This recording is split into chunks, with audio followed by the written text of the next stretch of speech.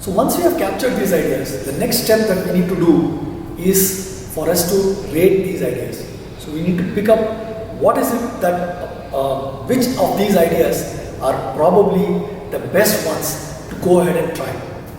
Ideally, I would pick multiple ideas because of the simple fact that no one idea can actually solve your problem 100%. So find a way to rate each one of these ideas. Keep in mind that the craziness quotient of the idea should still be there because it is interesting ideas that actually end up getting implemented.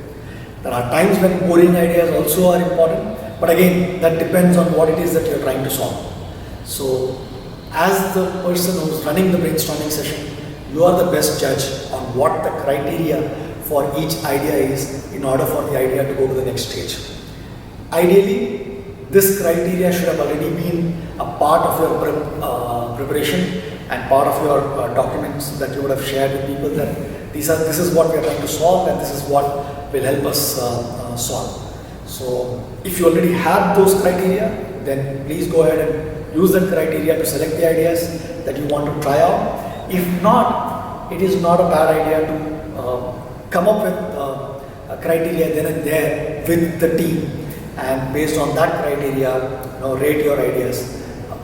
Whatever you do not throw these ideas off. So you may pick top 3 out of 80 ideas that you have generated.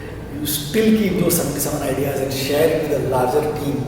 You never know which one of these ideas can actually inspire something else and some other idea in someone else in the organization as well.